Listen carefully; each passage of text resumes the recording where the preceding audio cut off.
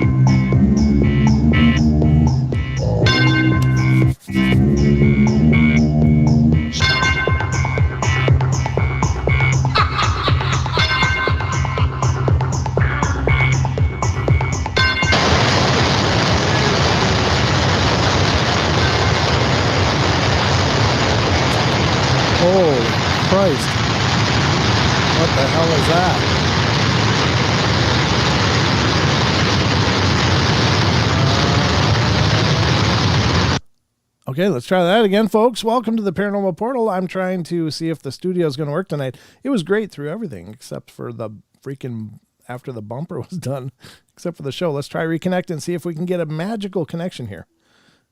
All right, let's see how it works. Let's see what it sounds like. It's oh, hello. Hi. How's it going? Little echoey. What's going on? Not thumbs up yet. I got my own voice coming back at me here, and it's very strange. So apparently we got some kind of weird echoey thing happening. I'm not sure what's going on, folks. To those of you on TFR, I do apologize, but I certainly can't do a show this way. For some reason, I'm getting an echo of my own voice back at me, but it's not overriding. It's like I'm getting every pause that I take, I'm getting my breaths or something. Are you hearing that, Sheldon? Yeah, it's noticeable. Yeah, I don't know what the hell's going on. The bumpers were perfect. Everything was perfect. Those of you on TFR, I do apologize. I hate to do this again, but I can't do a show this way. So my apologies. If you'd like to continue to listen to the show, please, you can do so by heading over to YouTube, youtube.com/Paranormal Portal. I love you, TFR. You're my first home, and this pains me to do it 2 nights in a row, but we're going to have to cancel our stream on TFR. So just 1 second, folks, while we disconnect from TFR. Let's remove. Yeah. All right. Well, there you go, folks. It's just you and me and us. My apologies for that, but I have to test it because, Friday, Saturday nights are real special nights for the show, as we're on the other network, as you just heard, but that's tfrlive.com, and which is also streaming live on iHeartRadio, TuneIn, and TalkStream Live as well. And unfortunately, it's just, I don't know. Yeah, a heavy breather. It sounds like a heavy breather. That's what Tracy Gale says. Yeah. But anyway, let's progress with the show here as normal, because one way or another, you get 2 hours of the portal, and we're all hankering to deliver on that promise. And I couldn't go any further without introducing my firstborn co-host. Well, I think Don was born before you, but Yeah. my firstborn and co-host, Mr. Sheldon Thomas. Welcome to the show. Yeah, sorry for the spoilers. I am here though, so I mean that's good at least. Here I am. There you are, and we have a full bucket of paranormal goodness to deliver tonight, and hope you guys are ready for that. But remember, throughout the course of the show, if you want to be a part of the discussion, feel free. Like after the news and beyond, after the first half hour, essentially, you can call in and be a part of it, and that is by calling 720-923-0500. So again, 720-923-0500. Those are the numbers for fun here on the Paranormal Portal. So, feel free to take advantage of that. Sheldon, glad to have you with me tonight. How you doing? I'm doing very well. Got some math homework done. Got some dinner. I'm content. I'm ready to go. Yeah, well, I tell you what, it was a little interesting to do a solo show last night. I've forgotten how much work it is to do it alone. It really is. To carry the whole conversation by yourself is really a whole different ballgame, and to maintain an energy level that it's just kind of tough. I've done it many, many times, and I had a good time last night as well. But yeah, it's a lot easier to have a co-host. So I'm glad you could make it tonight. Well, here I am, ready to help. Yes, you are, and by God, you're gonna. And I suppose we can start the whole process by checking on the news. Let's do it. Let's do it.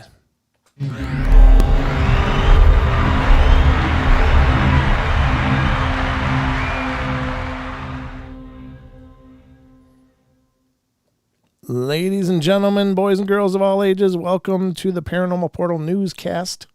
Paranormal Portal Newscast. I kind of like that. Paranormal Portal Newscast. I've never used that before. But anyway, welcome to the show. And I'm your anchor, Brent Thomas. This is Sheldon, my co-anchor.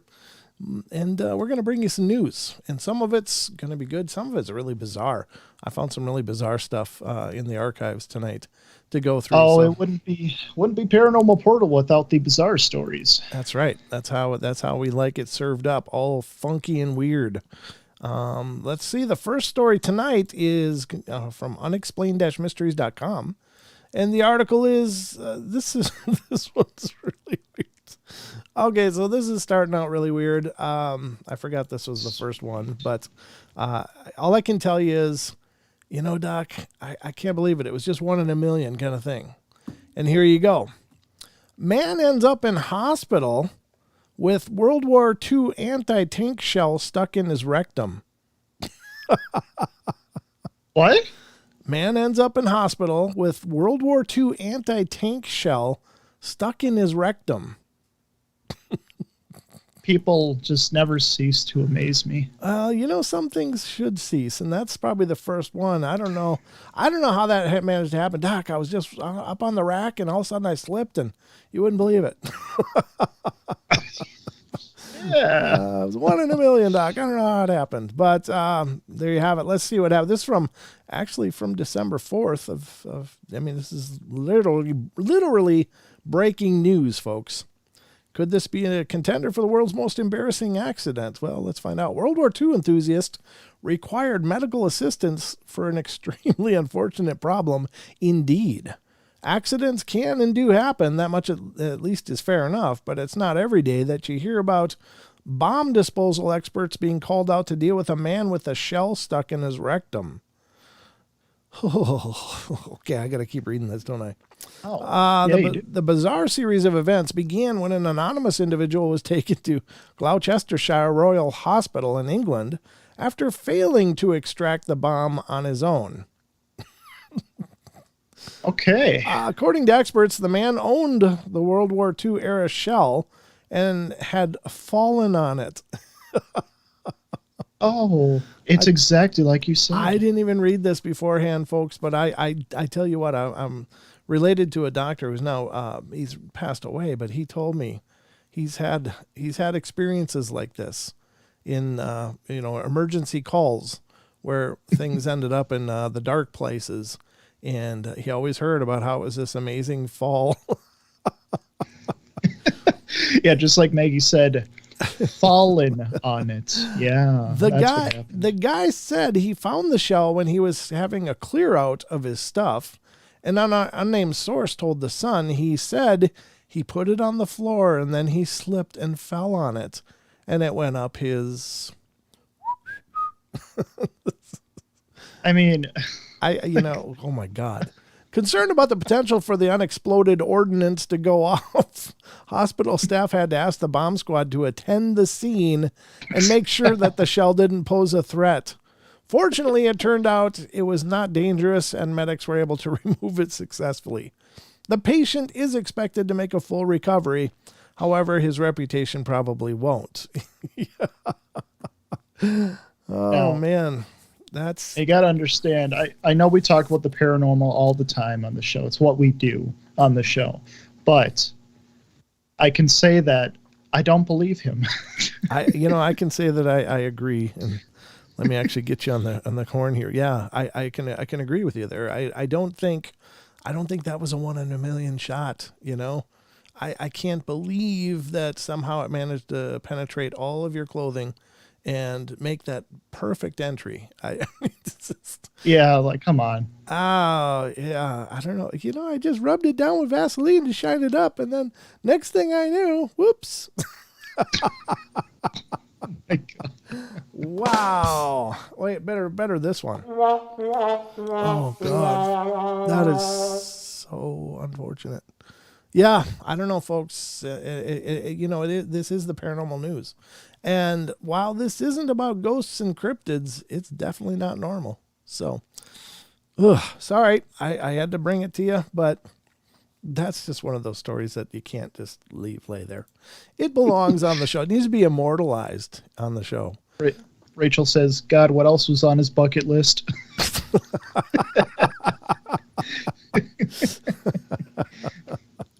I can't even go any further with that without getting demonetized. So I'm going to leave that there. True. I'm going to just leave that layer right there. Holy God. But again, this doctor relative, he said he's heard some Lulus and it was always, geez, Doc, you wouldn't believe it. That's why I started out that way. Those are the lines he told me. and it wasn't just a one-time thing. I guess there's a good takeaway from this, and that is, no matter how good you think your excuse is, somebody's probably already used it. So you might as well just tell the truth. Yep. You might as well just be honest. Just get it out there. And, I don't know. Wow. Okay. So the next article on our newscast is from unexplained-mysteries.com. Fantastic site, by the way. Definitely check it out if you want some news bulletins and clips of amazing array of subjects. But it says, rover to investigate mystery cube-shaped object on the moon. There's apparently, and if you look on your screens, it should be about up there now with the lag and stuff, but you're going to see that fancy red circle. That is not on the moon. However, it is highlighting that object that is, which is something looking cube-shaped. It says China's U-22 rover has set its sights on a very strange object spotted far off in the distance. There have been a lot of claims about anomalous objects on the lunar surface over the years, but this one, which was captured on camera by China's U-22 rover, they're going to keep making me say that, aren't they? Appears to be the real deal, exhibiting a distinctive cube-like shape that stands out on the horizon against the blackness of space. The mysterious object has attracted the attention of Chinese scientists who have decided to send the rover all the way over to investigate exactly what it is. The fact that it is situated on the hidden far side of the moon only serves to heighten the intrigue. The photograph was already succeeded in piquing the curiosity of social media users who've been speculating over what the mysterious object could be. While the suggestions have ranged from an extraterrestrial probe to a monolith straight out of 2001: A Space Odyssey, it is also possible that the cube is in fact nothing more than a common boulder. One way or another, things should become clearer as the rover approaches its target.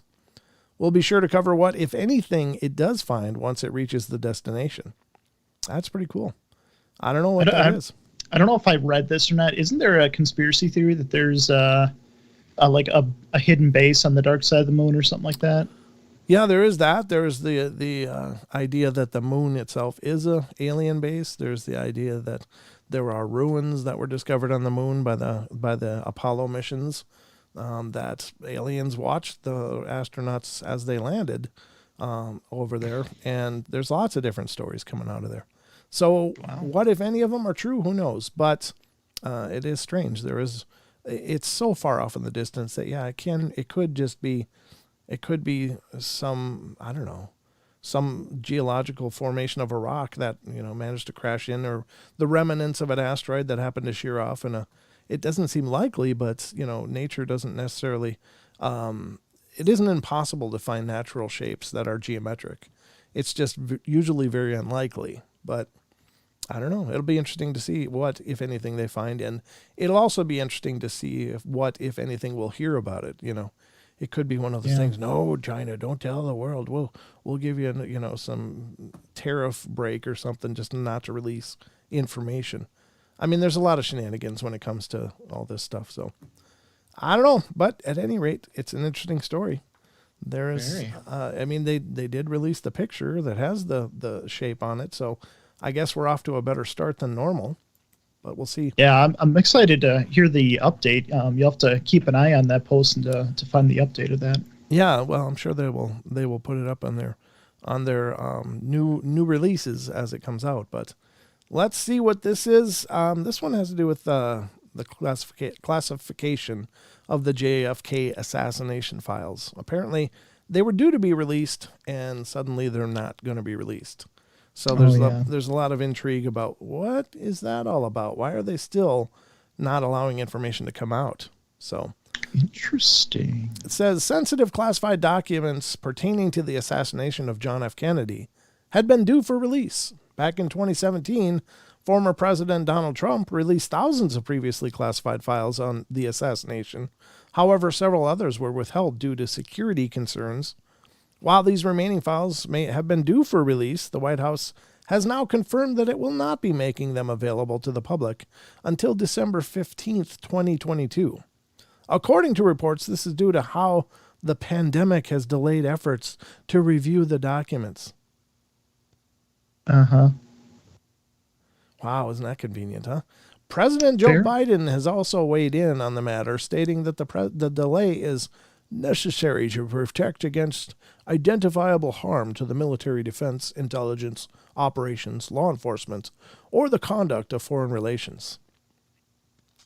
When was JFK's assassination? What year was it? 63 or 4 or something like that? Something like that. I don't remember for sure.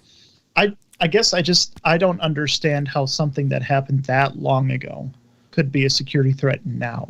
Yeah, you wouldn't think so, but I think it's, if anything, maybe it shows the beginning of a long story of subterfuge and political intrigue.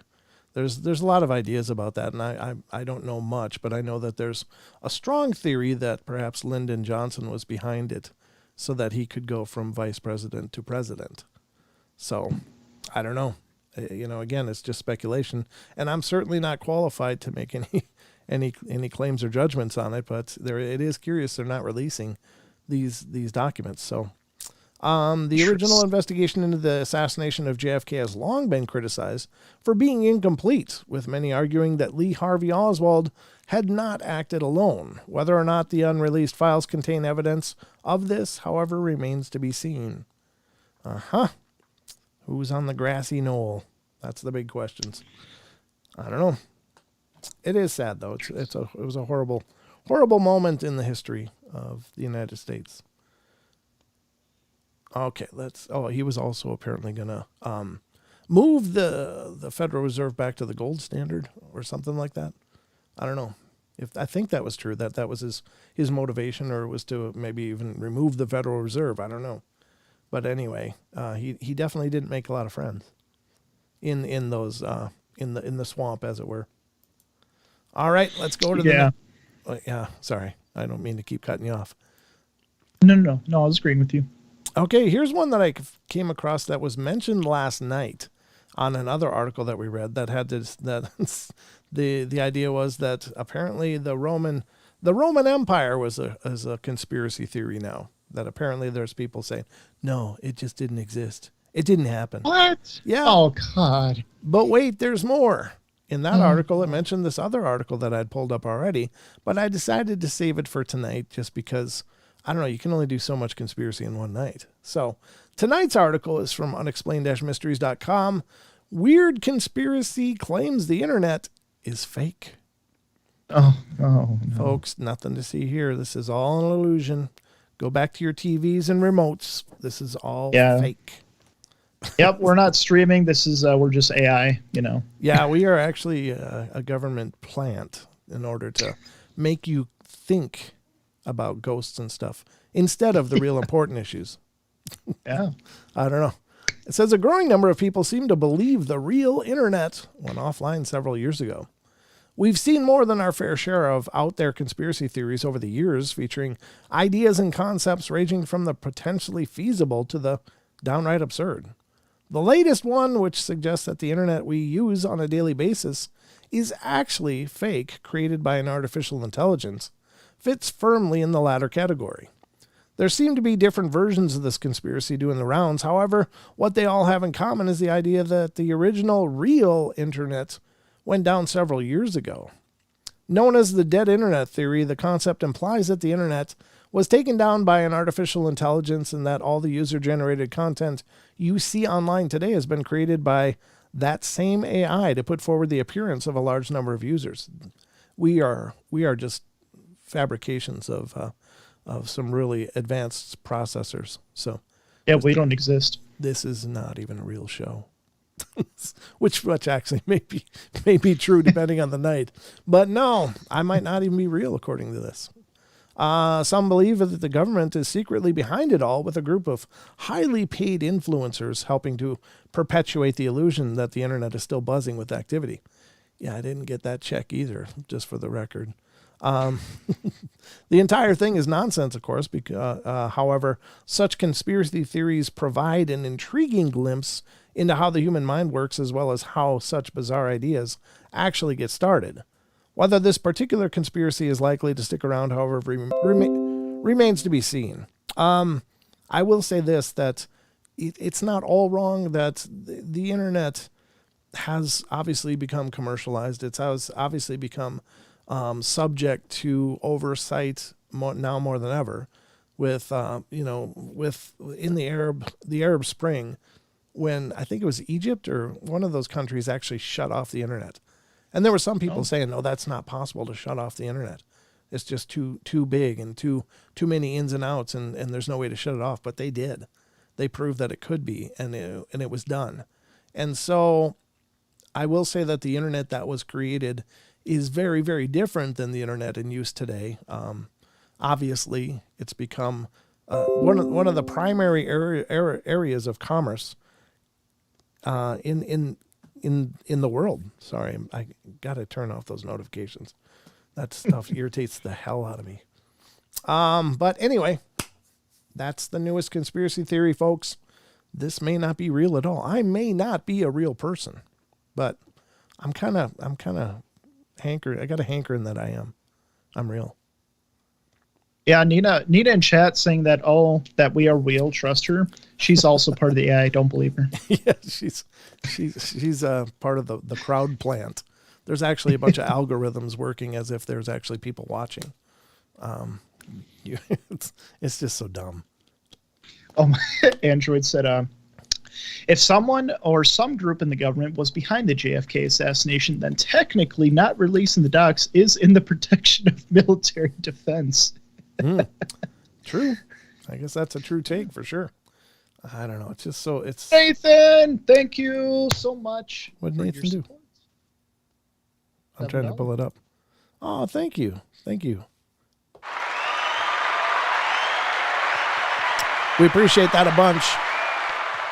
I will say that I don't know if I thanked everybody last night for the super chats. I think we had a couple or three, and I think I saw one, but I don't think I saw them all. And if I did, then that's great. But I'm sorry if I've missed anybody that's donated. That really means the world and helps out a ton. But if I do ever miss it, just know that I do my best to catch those. And if I don't, it's not a reflection on, not being grateful. We're very grateful for those gifts as they be given to us,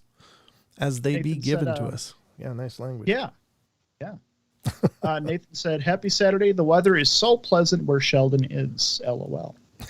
Yeah, I know, and this is what I'm saying. Like, I'm part of the AI because I'm on a Windows XP computer. Like, that's where I am. That's where my AI is located. So that's true.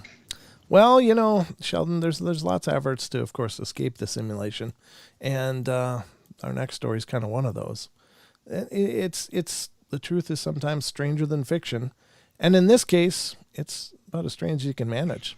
The next article from unexplained-mysteries.com, and this one is from 2015, so it's old, but man crashes car while trying to time travel. Oh, boy. A man in Nashville, Tennessee drove his car into a building while trying to enter a time portal. The 40-year-old, who had apparently believed that driving his Dodge Challenger at high speed would enable him to jump to a different time period like the DeLorean in Back to the Future movies, was uninjured when police arrived on the scene of the incident on Sunday morning. Fortunately, nobody was hurt. However, the store will require some significant repair work. The man in question, who was not under the influence of drugs or alcohol, ended up being cited for careless driving and has since been sent to a local hospital for psychiatric evaluation. Yeah, you kind of need a flux capacitor for that, and I don't think he probably had one. So that's why it's almost like he didn't even watch the movie. He just watched the trailer and tried it himself. He's like, drive fast, time travel, done.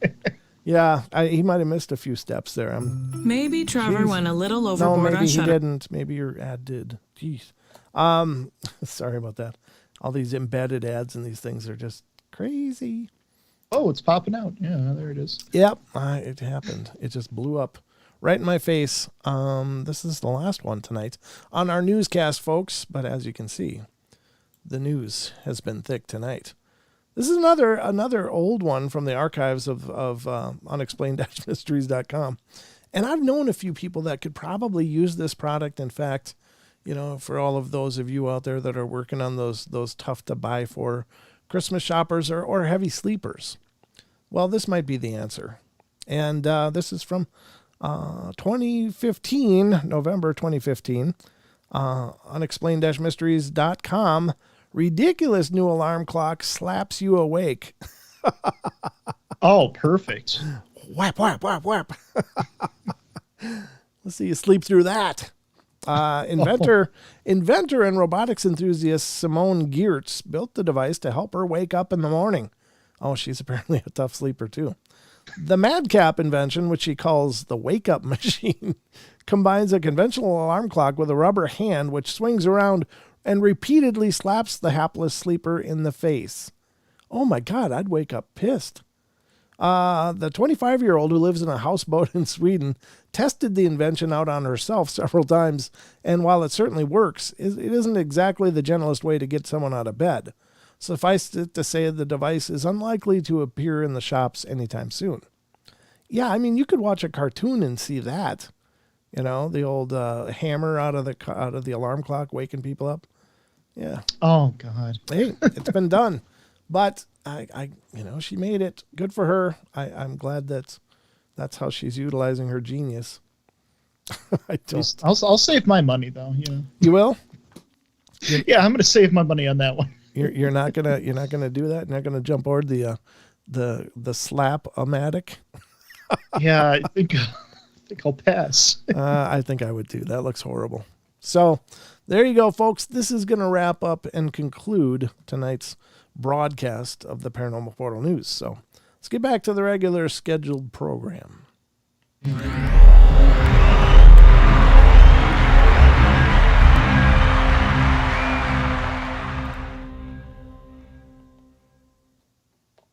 Oh, there you go, folks. That is our first venture into the news, and I hope you liked it for the night. I think the stories were interesting. I like those. I hope you guys like them as well. Again, I keep thinking about ways to spice up the shows and stuff, and I like doing the news. I think that's a good way, but I really think we need some more segments. I'm just not sure what those will look like yet, but I like the idea of having segments. You have to let me know in the comments if you think that would be a good forward direction for the show and the format. Okay, So next up, let's get to the news. What do you say? Or not the news. I was going to say, let's go back to the news. Hell, I don't know what else to do here. I'm lost. All right, we're going to go back to some articles that we're reading through. This one is one that we started on a site called Money Made. And I don't think this is a paranormal site per se, but it's a site where they aggregate Reddit, probably just to embed a whole truckload of ads at people reading it. So they go and they farm Reddit sites for comments and people's experiences. They make these huge lists, and then they throw a bunch of ads. But however, I'm using it on the Brave browser, and the Brave browser is managing those ads pretty well. I should do the news on the Brave browser too. That would help out a ton, but I didn't. Okay, so we were on this article. This is one that Don and I started. This is the one I was looking for last night to dig back into, but this is an article from moneymade.com, and it's real life supernatural horrors. And I guess we're on number 10. So let's get into this one. Sheldon, are you ready? Always. He's always ready, folks. Dang right. All right, there you are. We are all set to go. And this is number 10, Digging Down Deep. It says, when I was about 13 or 14 years old, I lived in Hawaii on a military base along the side of a volcanic crater. AMR, for those of you who don't know the area well. I don't know what that means, AMR. For those of you who don't know the area well, maybe that's the name of the place. Okay. The townhomes that we lived in up there were along the slope of the mountain, but the last 500 feet or so were just empty hill space leading to a cliff overlooking the crater, which had businesses and such in it. It's been long dormant. I don't think I would ever think it was okay to build businesses in a crater of a volcano. I don't care how long it's been asleep. That's never a good idea. Anyway, I mean, just think of Mount St. Helens. That whole thing just blew up just suddenly. Nobody was expecting that.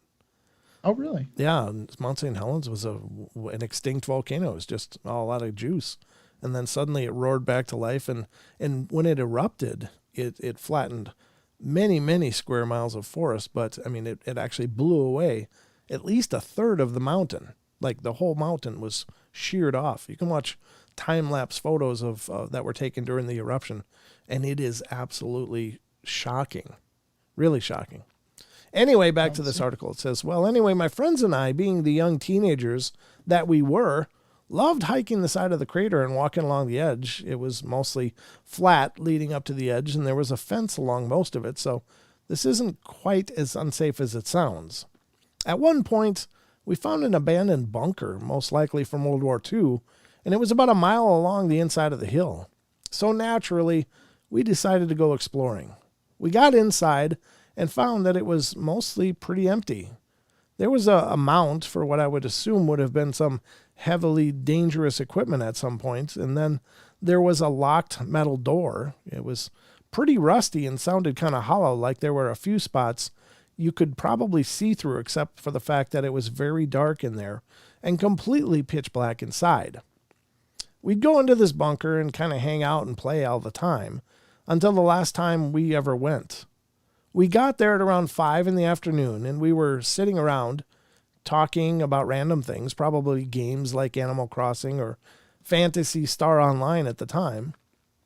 All of a sudden, we started hearing this faint banging noise coming from behind the door.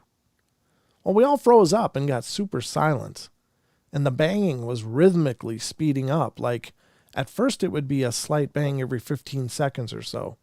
And then, after about 20 faint bangs, there would be 10 seconds apart, etc. And it got to the point where they were about 5 seconds apart and much, much louder than they were when they first started. Then they abruptly stopped altogether. We looked at the door and watched as some of the old rust powder from the top of the door crumbled and fell to the ground. We got up to nope the heck out of there, started climbing the ladder out, and the person that left last, there were 3 of us, and I was second, so the person climbing out behind me swears he heard a loud bang against the door as he finished climbing out. We all ran down the hill, and some officers spot us, and they told us we weren't allowed to be in there.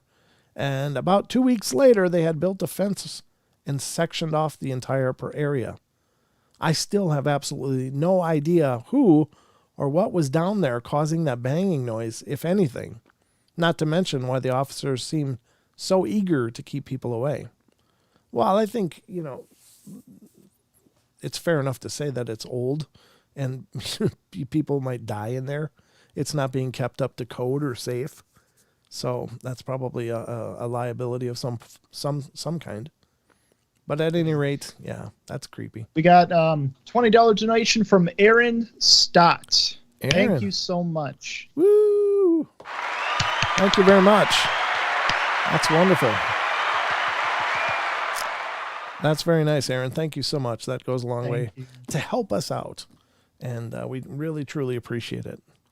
So let me continue on the article. The number 11, that one was never given. Oh, it was Outsider Observer. Outside Observer was the author of that one. And it's a Redditor name. So number 11, A Friend in Need. Okay, so this is a true story that scared the heck out of me in a big way, big bad way. Back when we were 18 years old, I had a mate who reckoned he was getting either haunted or stalked by this dark and menacing figure. I was kind of dubious, so one night I'm sleeping over at in his parents' big old wooden mansion. He gives me his parents' bed for the night. It was a perfect storm of creepiness. His stepmother had a massive porcelain doll collection facing the bed. That'd be kind of creepy. And I absolutely hate those things. The family dog was an old Aussie sheepdog, but with full cloudy white cataracts covering his eyes, that he looked as freaky as possibly could. So for those keeping track, old house, porcelain dolls, a blind dog, and with white clouded eyes, perfect. So at some point after midnight, I wake up in his parents' bed. A freaking cold wind is blowing through the open door in a closed house. Also, I got this feeling of intense terror all of a sudden. Then to top it all off, I noticed that the dog is hiding under the bed and crying.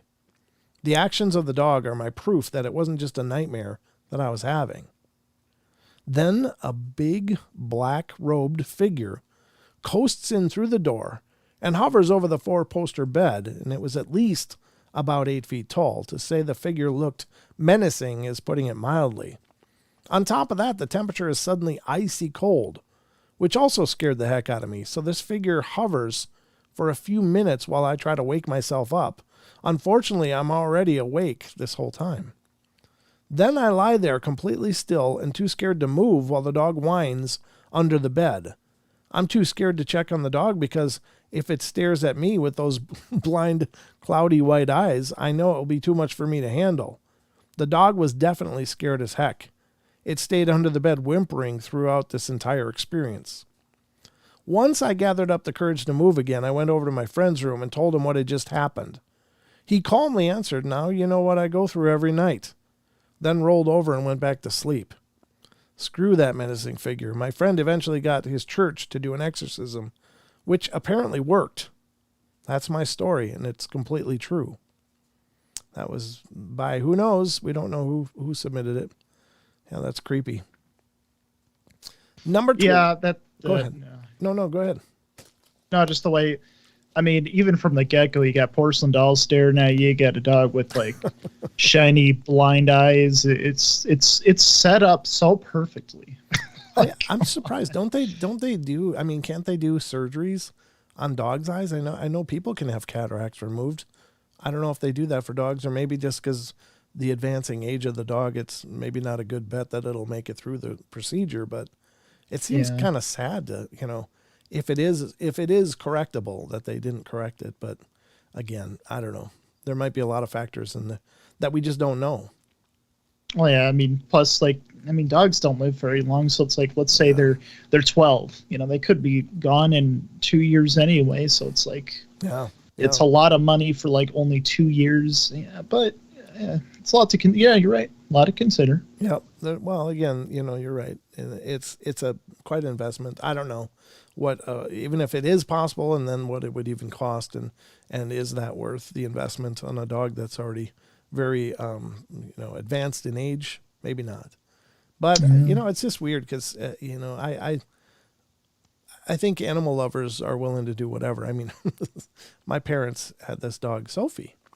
And Sophie something was wrong with her hip, and it was, I think, just a congenital kind of defect from the puppy in the litter, and its hip would actually pop out and stuff, and God, they did so much for this dog, to help with that problem. And I was thinking, wow, it wouldn't have been long ago, and this wouldn't even have been possible to do, because I mean, basically, for animal sciences, it was like, well, maybe we can put it down, get you a different one. I mean, it was just like, that one's broken, let's give you a new toy. And so I guess it's cool that the veterinarian sciences have progressed to such a state that they can do more advanced surgeries and help the quality of life of these animals, because, they certainly are, beautiful little souls. But in many cases, many people couldn't afford those kind of things.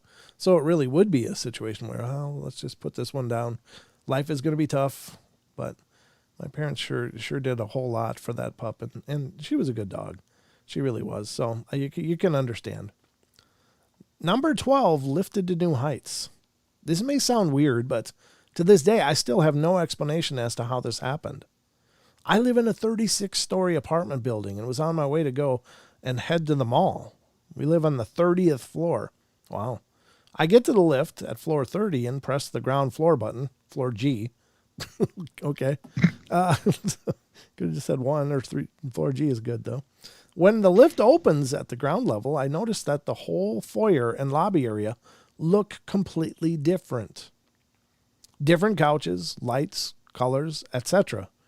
I was really taken aback by it, and I make my way to the exit, and after seeing the outside area and then looking back at the building entrance, I make a chilling realization.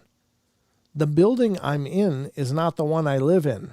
This building was in the same local area, not too far away from mine, but I have no explanation as to how or when I got in there. This seemingly all happened while I was in the lift. I'm the kind of guy who's very skeptical and down to earth, but this experience still gets to me every time I think about it. That was by Zek TX. So Zek from maybe Texas. I don't know, but wow. So he's on his 30th floor. It's the ground floor, and he's sitting there waiting for the elevator to get down. The door's open, and everything looks wrong. And then he's like, what the hell's going on? I'm pretty confident he can probably figure out that they didn't redecorate in, the few hours since he went up or whatever, or the day. And so then the realization hits him. This isn't the building I'm supposed to be in. But he left his apartment to go into the elevator. In that transition on the elevator, suddenly he's in a whole different spot. What do you do with that? That's bizarre. What do you do with that, Sheldon? It's almost like phase shifting teleportation kind of thing. Just seamlessly teleporting. Mm-hmm. It is. And somehow that just it's hard to understand what that means, and I don't even have any theory for what that means. It's just again, it kind of does strengthen the whole simulation idea. Like, this is a simulation, it's a hiccup in the machine, but what would the purpose of that be? That's weird. Yeah, that's interesting. Time and space may be very pliable, folks. I guess that's my takeaway on it. It's like, well, things like that happen. You got to look at reality in a whole different light. And if every event happens for a reason, you believe that, of course. I do. But if everything happens for a reason, mm-hmm. then these could be the hints that are trying to shine us in the right direction. Sure. These little stories here and there about, like, this person seemingly teleporting, face, whatever you want to call it. These are little breadcrumbs, maybe, to the truth. Yep, they're the breadcrumbs for sure. Number 13, pigging out. I used to live in Arizona near a mountain that is considered sacred to the Native American tribes in the area, Pima and Maricopa. There was a lot of Skinwalker rumors in the area. Skinwalker, ooh. For those who don't know, a Skinwalker is an evil witch-like figure in Navajo mythology. Oh, I don't know if I'd use the word mythology, but anyway, that is said to be able to shapeshift into the form of an animal. My friends and I loved camping, and we were lucky enough to get permission to use this site near the mountain along the Salt River for a weekend getaway. The first thing you have to understand is that we are a pretty sheltered group of kids. We didn't use any dangerous or mind-altering substances, and we only ever drank in moderation. We mostly went out to share creepy stories around the campfire and nerd out for a night or two. We'd all spent a lot of time in the desert, and we're all familiar with the land and the wildlife of the area, even the rare species. And we were sitting around our fire, listening to the river and the animal sounds around us, crickets, cicadas, birds, etc. The moon was almost full, and the desert was very beautiful. Then suddenly, everything goes quiet. Just the sound of the river remains, and even that seems spooky and different than it ever sounded from just a moment earlier. The air grew still and seemed to get cold. We heard rustling in the undergrowth. Across from our fire, out steps a javelina. Javelinas are in the pig family, usually a brownish color. The biggest ones are about the size of a medium-sized dog, and they're actually kind of cute, but this one was different. It was huge and looked jet black with glowing red eyes. It paced around a bit and seemed like it was moving around the fire so that it could look at each one of us in the eye. I've never seen anything look at me like that, and I work with psych patients. Its gaze was cold and searching, like it could see through me. After what felt like forever, it finally backed up through the undergrowth and headed away from us. The night got warmer and the normal sounds started up again. We spent the rest of the night very close to the fires and got the heck out of that spot as soon as the sun rose. I really want to believe it was just a male javelina scoping out some territory, but every instinct that I have says it wasn't. That was by Kieran G. Oof. I don't know. How do you think these things don't like if that truly was a skinwalker, why don't these things attack in certain situations where, I mean, they'd be the victor, of course, but why don't they? Why do you think? Well, it's kind of like a Pokemon battle. Like you wouldn't send out, I don't know. That's just, what's the name of a really wimpy Pokemon? Give me one. Bulbasaur. Bulbasaur. Really? Isn't it that the water one? All right. So anyway, we wouldn't send out the little singing one, that star one or whatever. You send out the big guns, right? So maybe battling a group of people would be hard for a little pig. It's like, damn it, I should have chosen another form. I'm the pig. I can't fight like this. What do they got? Those little cloven hooves? You know, it's gonna be Well, isn't the idea of skinwalkers is that they're supposed to be scrawny, but they can shapeshift and they're incredibly strong for their size. Isn't that the idea? That they're also fast. Like people have had them running, right alongside of cars going highway speed, and they look like a coyote or a wolf. Yeah, I mean they're apparently possess supernatural ability, but I don't know. Maybe it has something to do with the form. Maybe that wasn't the right form. It had to be in a fiercer form in order to do that, or it didn't see what it was looking for in any of those people. Like, there must be a criteria for these things, right? Like, I don't think that I firmly believe that things like skinwalkers are probably real, but they're doing this for a reason, right? Like, maybe it's just for shock value, just to remind people to be careful in the dark, and that they like that respect that it gives them, some street cred or whatever. But maybe they are actually looking for something in a person, like each person has a different light or energy, and they're looking for that energy for whatever it is they do. I don't know. I don't pretend to know. And so maybe it just looked at all those people and it didn't have what it needed, That's kind of what I figured, but I just thought I'd get your insight. Yeah. I mean, that sounds great. It seems like it would be, because I mean, otherwise, why wouldn't they just attack as a group of people? Boom, go take them out. Right. But I don't think it's like a food thing. I don't think that that's what it is for the skinwalkers. Like, I don't think that they're looking for a meal. Oh, look at the plump one over there. I want that one. It's something else. It's something esoteric or, or spiritual or something.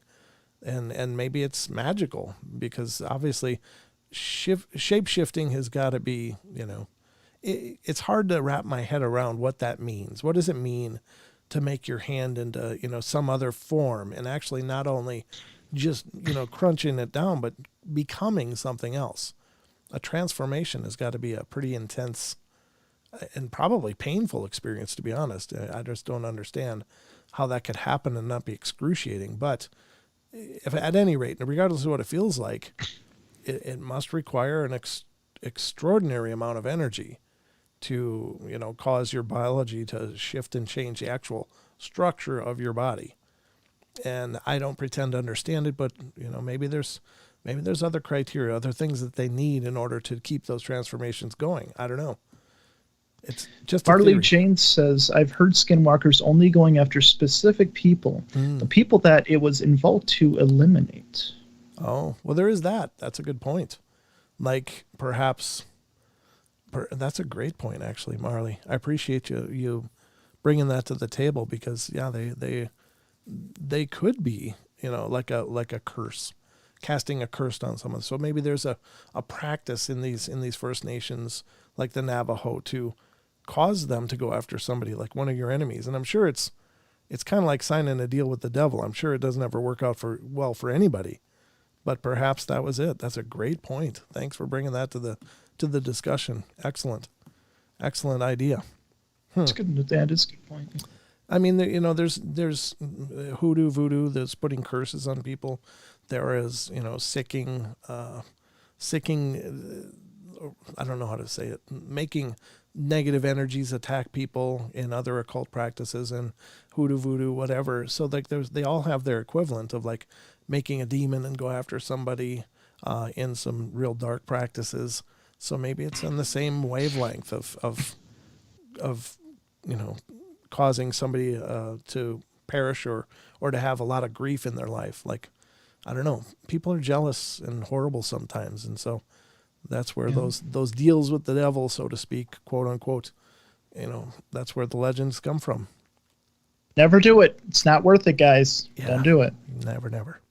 All right. So number 14, Gone. Did I read who that was from? It was by Kieran G. Yeah. Number 14, Gone with a Trace.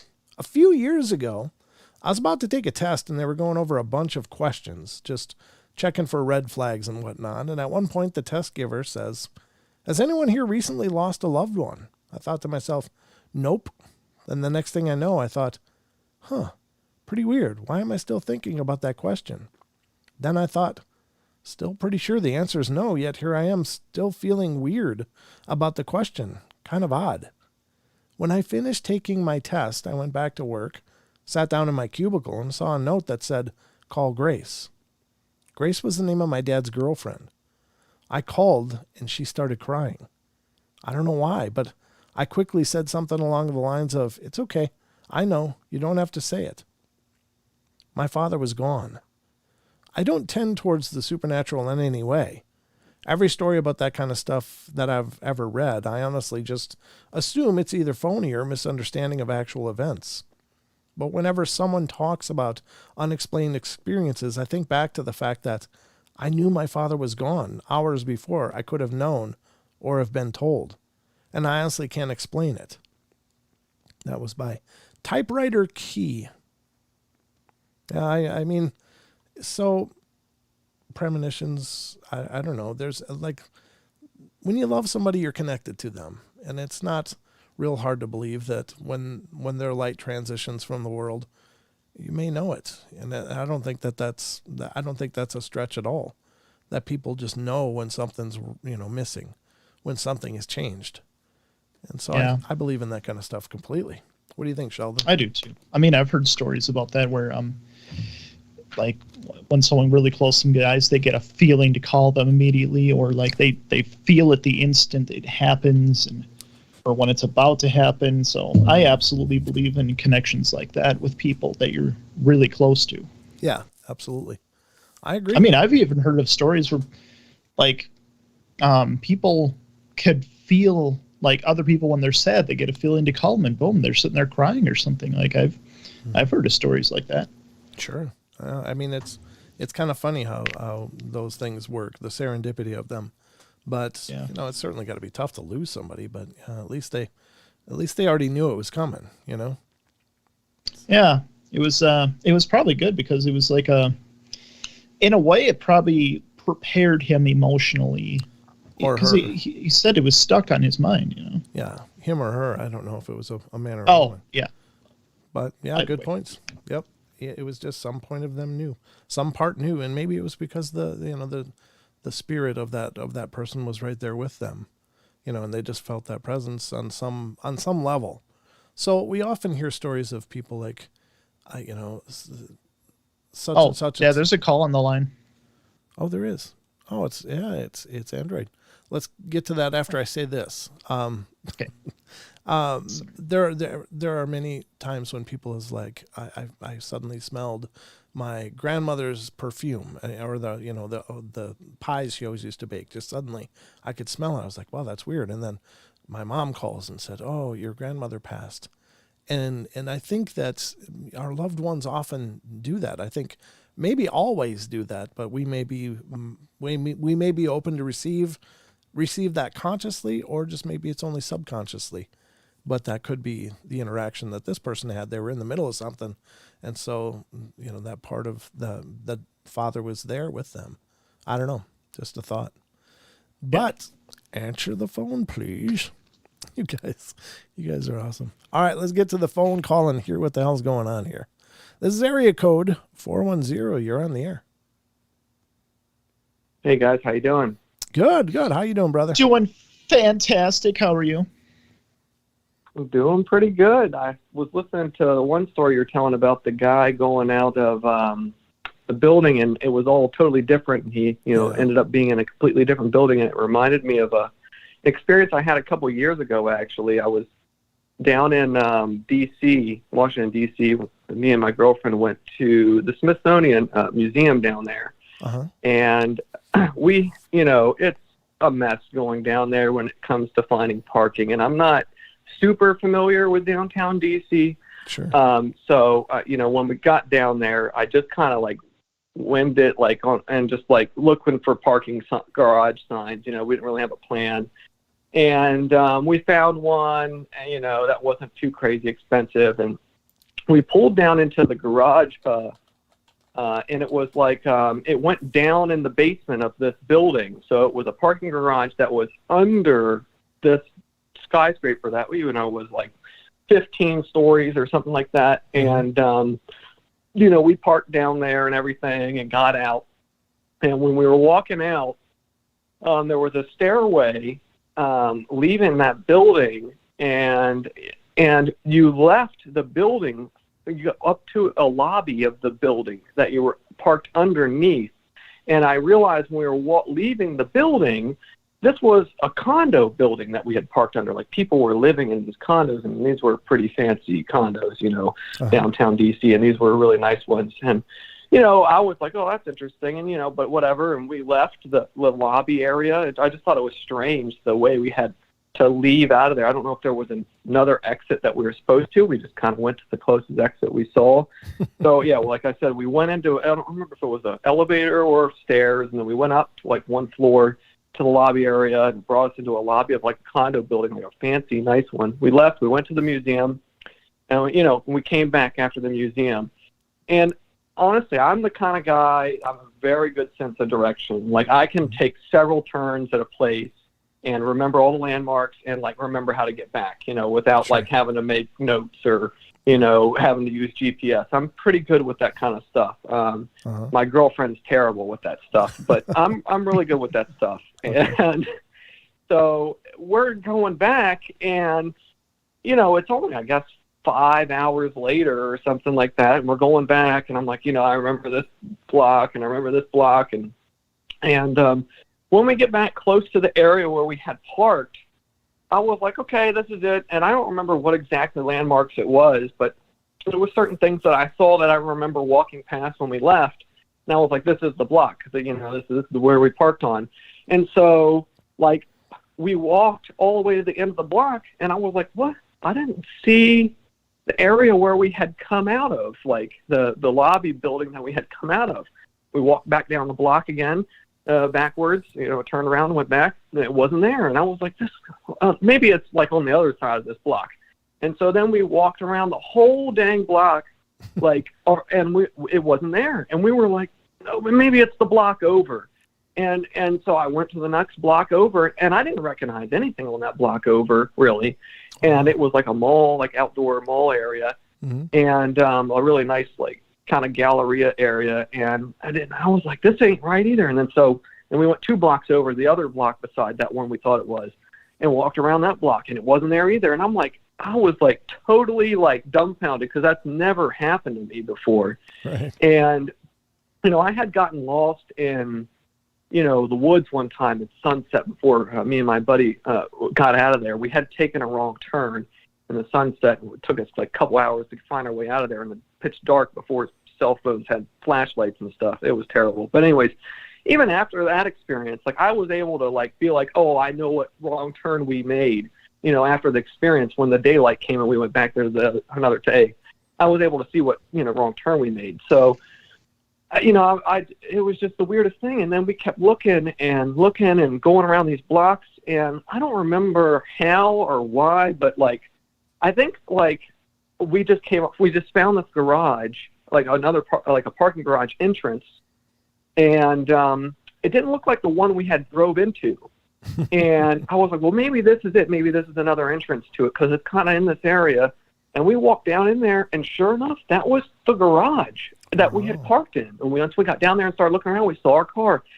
And it was the strangest thing, because when we walked down into the parking garage in the basement of this building, right, it was like we just walked around that whole block of the building we just went under. And there was no lobby area that we had recognized and saw that we had walked out of, this condo building lobby. It was the weirdest thing. And I never really thought about that since then, until you brought up that story, and it made me remember that time. It makes me wonder if maybe that was paranormal of some sorts. Right. Yeah, that's very strange, brother. Very, very strange stuff. Yeah, it was. Yeah, very strange. We could never find that lobby we walked out of. It was incredibly strange. And that makes me wonder, what could cause something like that? Because it wasn't anything like those stories you see, like, oh, you went back in time or time stopped or anything like that. It was just like a totally different area, like a door we came out of that didn't even exist anymore or something. It was really strange. Oh, man. Yeah, I don't know. I mean, when you just think back on those things, what do you think was going on? Or do you have any theories? Well, I don't. The only thing I can think of that is maybe even remotely similar is, I don't know if you've seen the movie Doctor Strange, where they they can kind of like alter time and space, and they kind of like flip these buildings inside out or something like that, and flip them around, and that's kind of what it makes me think of, is like almost like it's not a real building, it's just an illusion or something. Like, I have no idea. Yeah, it's again, the truth is sometimes stranger than fiction, and that's the kind of weird stuff that really makes you wonder, what is this we're in? What is this whole thing all about? But I think that's incredible. I think it's absolutely amazing. Yeah, I mean, I don't really buy into the whole artificial reality thing that we're living in, but I think that there definitely is glitches of reality like that. I don't think it necessarily means that the whole reality is a glitch, but yeah, I think that could have been one of those, I guess you call glitches, that I had experienced. I had totally forgotten about it. Yeah. Well, I'm glad we could jog your memory, because I'm glad you called in to share it. That's really profound. Wow. Yeah, it's really strange. I wish I could remember more of it, like the actual landmarks I was looking for, but it was just like something I didn't even make note of until, and when we found our car, we were just like totally like, how in the world? And we like talked about it for like 10, 15 minutes on the ride home. Like, wow, how did we get lost? Where did we go wrong? Even when we drove out of there, we were like trying to look around, like where we went wrong, and we could not figure it out. Yep. Yeah, very strange, man. It's our strange world, brother. Very cool. But if you remember more of those, continue to call in, man. It's great to hear from you, and I appreciate you. I appreciate you sharing it. Yeah. Well, yeah, absolutely. I haven't heard anybody call in with something like that before, so I definitely wanted to share. Yeah, and that's what's cool. I mean, I of course have shared times where it seemed like I slipped through space or whatever with Sheldon actually during that blizzard and stuff. I mean, it's a different kind of situation. Oh yeah. But it's it's nice to hear other people call in with those experiences too, because I don't know. I mean, I don't know what the hell happened. I'm just in our case, it was I really felt like it was dangerous. And it was almost like a divine intervention kind of thing. But in a situation like that, it's like, I mean, something as seemingly mundane as parking a car could become so incredibly profound, Yeah. Bizarre. Absolutely. Yeah. It was definitely a strange one. I think it definitely seems to be on the paranormal. Yeah, exactly. You're right. Yep. Well, you're in the right spot, brother. Thank you so much. And anytime you come up with those, feel free to dial in. I'd love to talk to you. Absolutely. Talk to you later, guys. Have All a good right. night. Good night. Thank See you. Android. Now I gotta find my mouse. There it is. Oh, he disconnected. So that's the thing about kind of our predicament as people, humans in this time and spaces. We only know one half of the equation. We don't know the other half. So we're forced to try and figure out what X is. I mean, the only way we can figure out is once we pass away. I mean, that's what I think, is that we'll figure it out then. But I mean, in the meantime, all we can do is guess. And like with Android's situation, like, what could have caused that? Could it be virtual reality that we're in? Could it be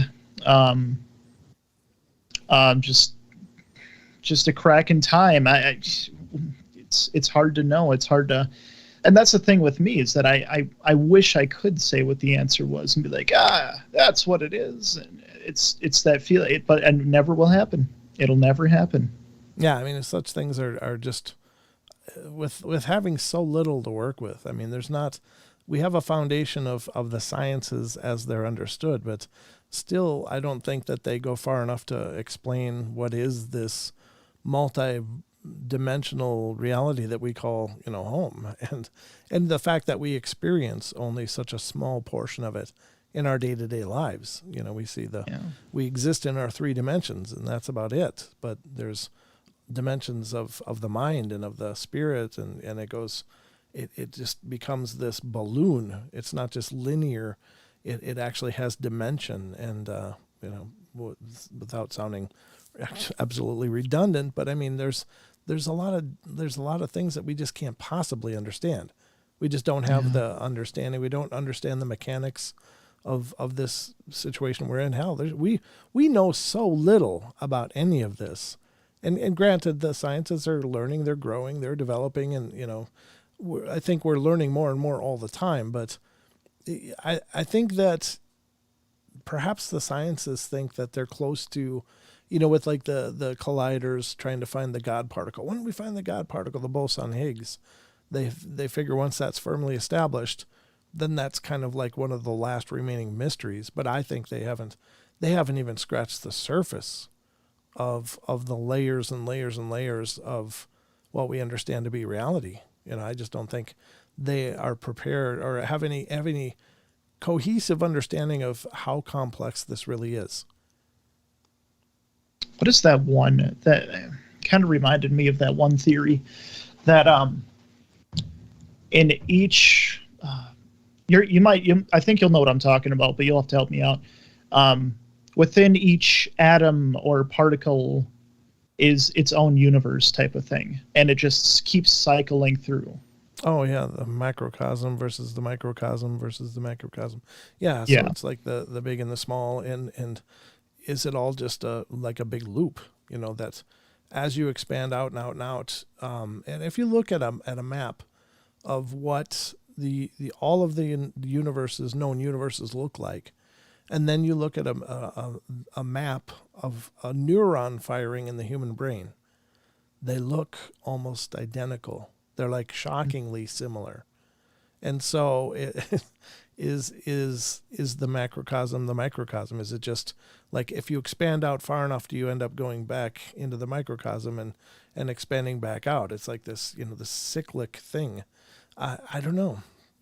It really, if you think about all this stuff too much and you're not a educated person, I mean, it just gives me a headache, because it's like you expand possibilities and then it just goes geometric, because the more things you start to consider, the more things you realize you'd have to consider, and it just becomes too big. It's just too much. Can't handle it. Not yet. I can't handle it, that's for sure. And I'm not always firing on all cylinders anyway, but when it comes to thoughts like that, it's like, oh, I can't even begin to guess. It just is so big. The reality is very big, folks. But yeah, I want to see what time we got. It's actually 8:09. I think I'm going to take a break here, folks, because I got to use the loo. And so we'll take care of that now. So take the next couple minutes, grab a beverage of your choice, use your loo, and then we'll meet you back here in just a couple minutes, folks. Don't go away. That's right. More of the Paranormal Portal up in just a couple minutes.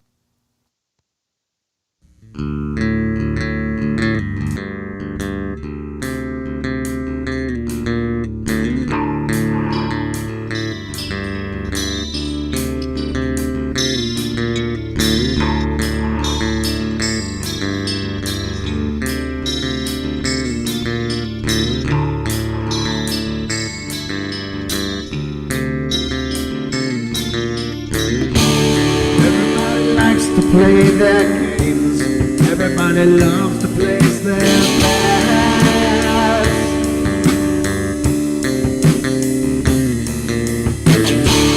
They don't understand the price I paid.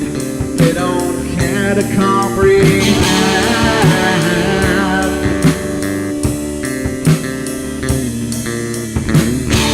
Trace their lines upon my body, dripping scars across my heart.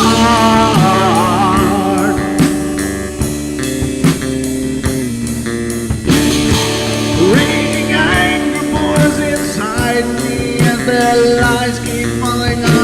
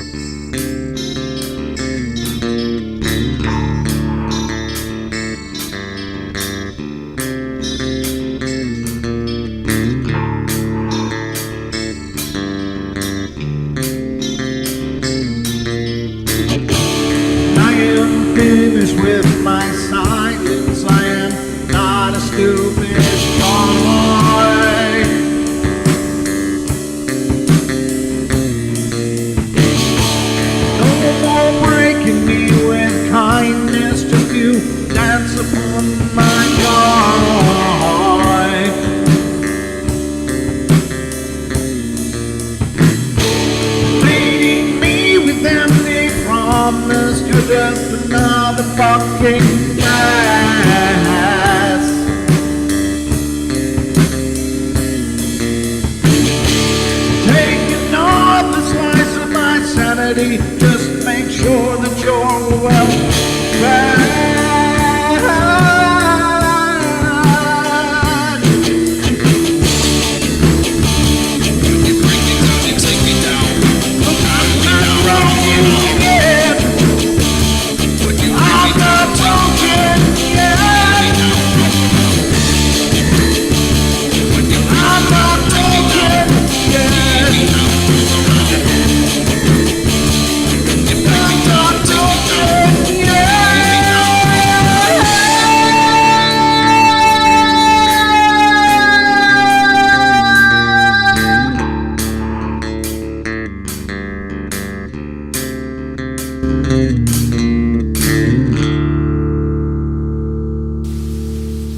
This looks extraordinarily bad. They linger in a perpetual dream state, a nightmare from which they cannot wake.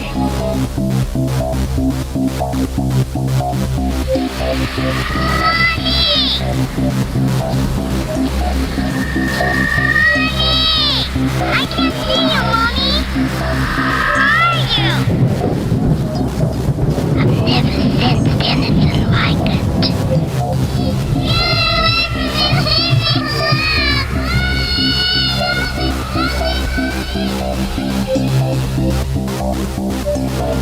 Carol Ann is not like those she's with. They're attracted to the one thing about her that's different from themselves. Her life force is very strong. It gives off its own illumination. It is a light that implies life and memory of love and home and earthly pleasures. Something they desperately desire, but can't have anymore. Right now, she's the closest thing to that. Poltergeists are usually associated with an individual. Hauntings seem to be connected with an area. A house, usually. Poltergeist disturbances are of fairly short duration, perhaps a couple of months. Hauntings can go on for years.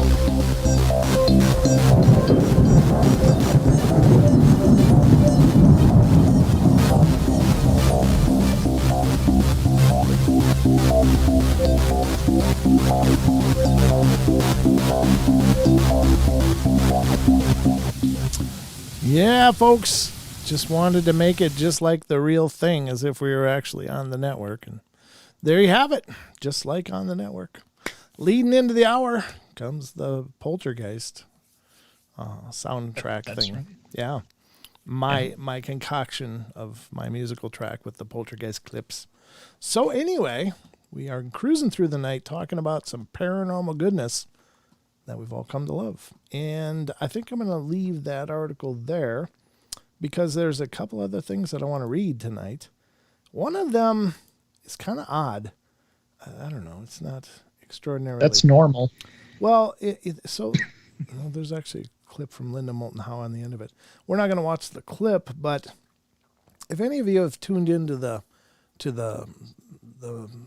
UFO discussions and in the broad scope that those take, everything from possibly us being a created race from the Anunnaki, according to this the Sumerian epochs of the Anunnaki and such, and all the way to deep underground military bases, aka a la Phil Schneider, all the way to secret space programs, to of course being visited by aliens, which I believe we are, and so many other things, hybrids, humans. There's so many envelopes to the UFO discussion. There's so many parts of it, so many branches of it. And I think that, it's pretty interesting. But one of the things that I find really intriguing is the discussion of Antarctica. And there being potentially the legend or the rumor or whatever it is, they talk of these alien bases, active alien bases in Antarctica that's possibly with the cooperation or understanding of potentially governments around the world, not just the United States government, but others as well. And so I don't know how you guys feel about that, but I think that you kind of got to look underneath all the stones when you're on this journey, and you have to weigh and consider what you think. And is it possible? Maybe there's a hollow earth where things actually live, and it's not really in the ices of Antarctica as much as there may be an access point to inner Earth where things may live that may even be advanced to us by a long shot. Might not even look a lot like us other than being humanoid in shape, but it could be something else. So one of which is what we're going to discuss right now now this is from a site called News in Instact, News Instact, NEWSINSTACT.com. And this is an article that they have. It's Alien News, and it's apparently a Navy SEAL military reveals secret mission in an ancient structure buried in Antarctica.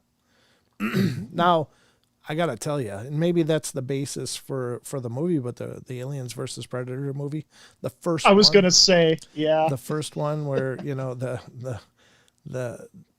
bored a hole through the ice, or no, they were trying to. They were trying to get down there and couldn't, but then the predators came and shot a hole through all of that ice down to this ancient, pyramid structure. Kind of looks almost Mayan or something Aztec in design, but inside, of course, is the alien eggs. And so it continues. So maybe they got the idea from some of these theories about this stuff. But anyway, let's take a look at this article and see what it says. It says, Navy SEAL military reveals secret mission in an ancient structure buried in Antarctica. And this is from January 30th of this year. And it says, on January 23rd, 2018, Emmy Award-winning journalist Linda Moulton Howe released video testimony of a new informant discussing her highly classified mission in a large ancient alien structure buried under the ice of Antarctica. The informant states that on a classified mission conducted in 2003, he entered a very large octagonal-shaped structure located near the Beardmore Glacier that extended deep into the icy interior of the glacier. And there's a picture for those of you that are looking and paying attention. Beardmore Glacier insert on Antarctic map. The informant is a retired U.S. Navy SEAL who was interviewed for the first time by Howe on July 19th, 2018. He used the pseudonym Spartan 1 in the YouTube video recorded by Howe, where his face is shaded and his voice is altered to protect his identity. Now, why does it keep saying her?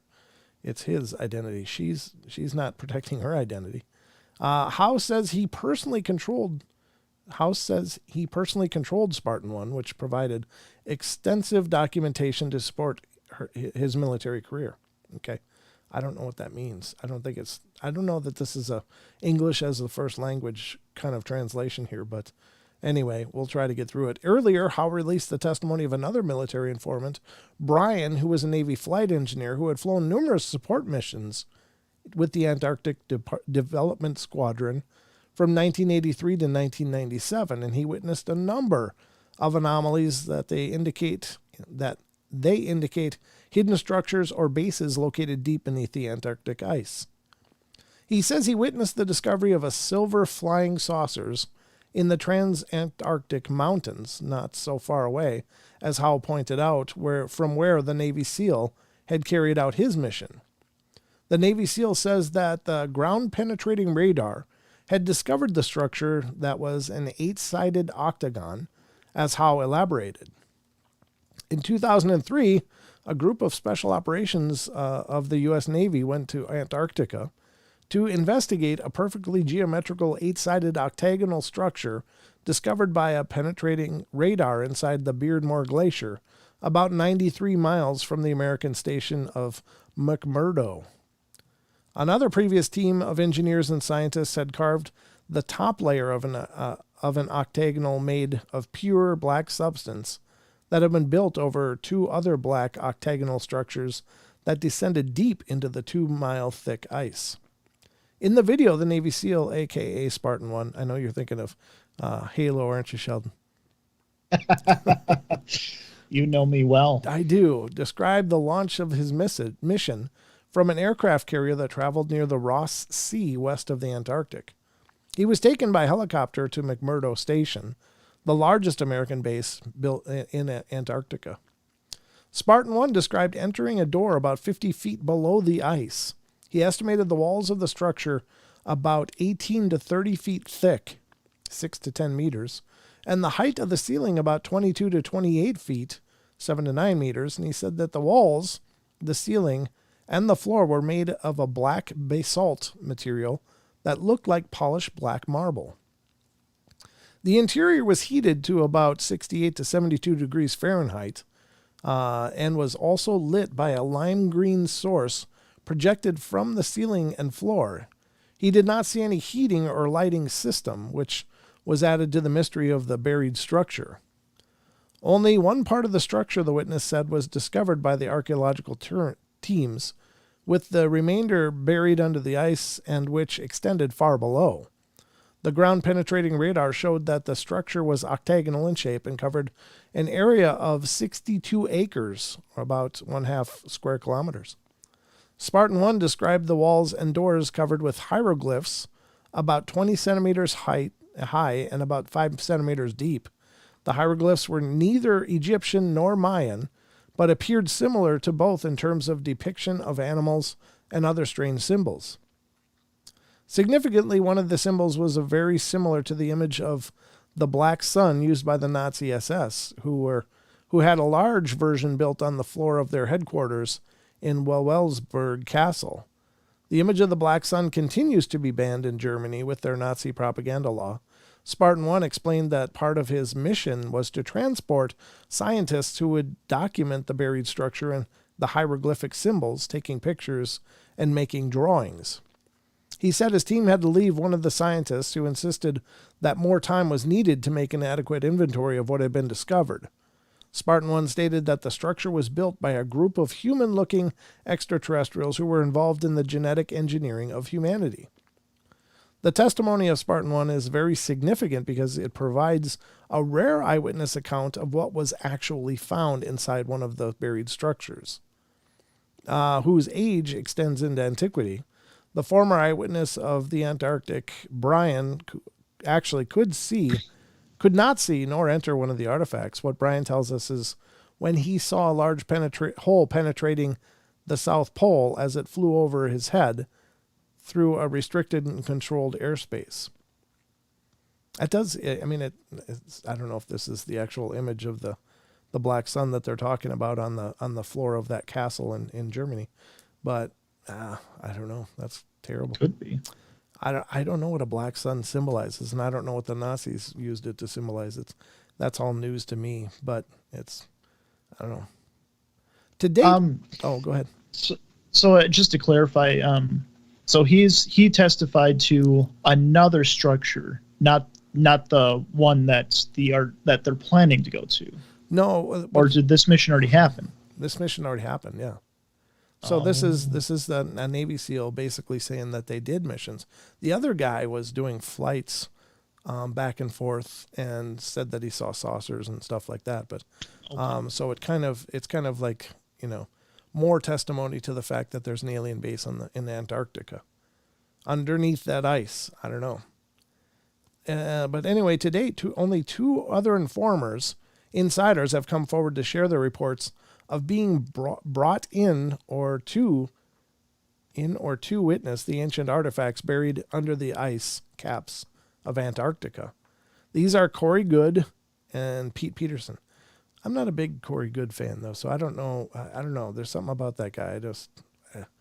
I don't know what to think of him. Maybe it's not Corey Good that I'm thinking of. No, I don't think it is. Corey Good might be just fine.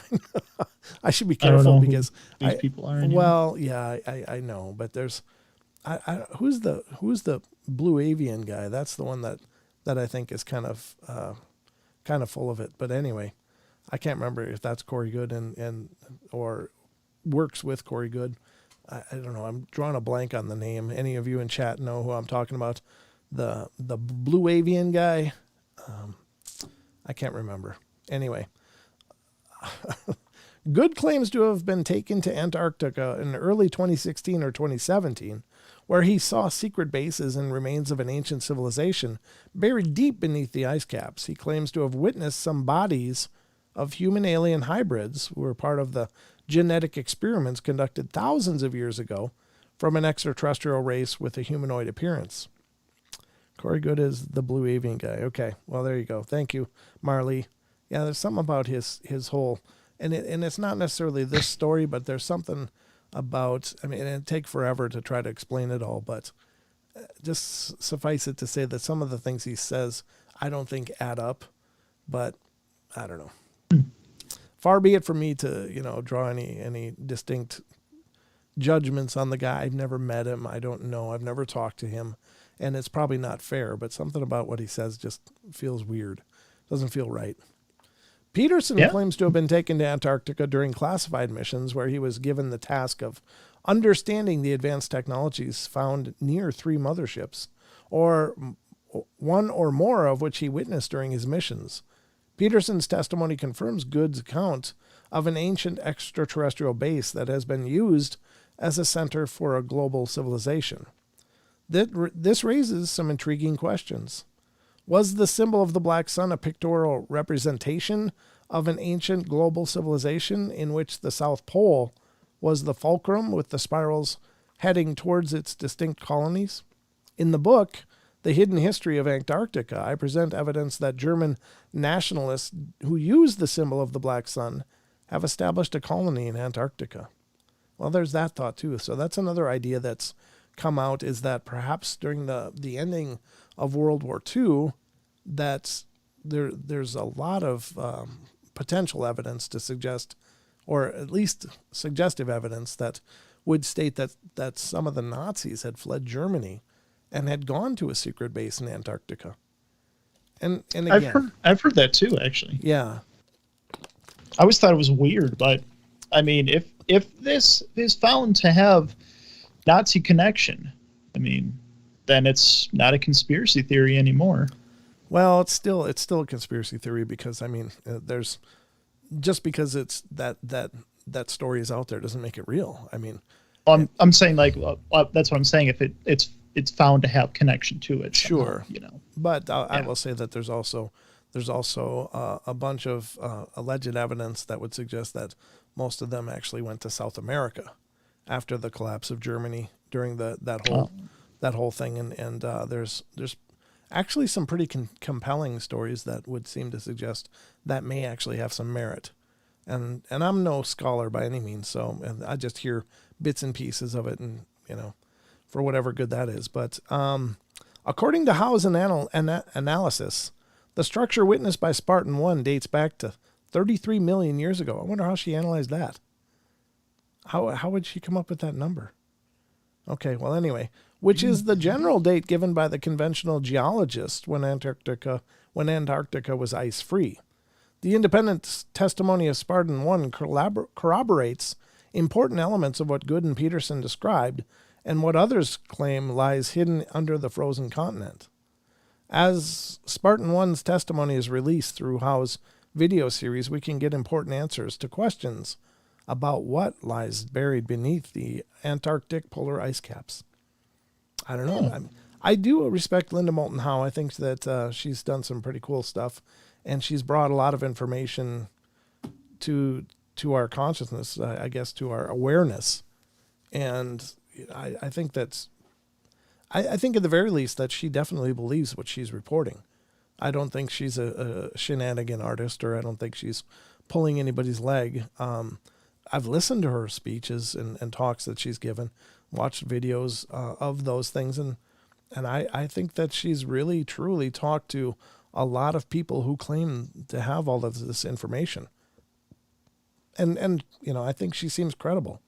But I don't know her either, so I can't really levy too much of a judgment on her professionally or even personally, because I don't know the woman. But I find that the work she's done is pretty compelling and pretty interesting. So that's the first article that I wanted to get to in the last half of the show here, because I thought it was interesting. We've never really talked about that here on the portal. And I don't know what you guys think. Do you think there's secret bases under the ice of Antarctica? Do you think there's merit to what they're talking about? There's plenty of stories alleging to the fact that there seems to be some form of alien presence down on the South Pole. But is that from something under the ice? Is there an established alien base under the ice that still is active, or has been at least recently? Or is there an access point to what could be hidden or hollow Earth? Are there beings that are very advanced living there? If what?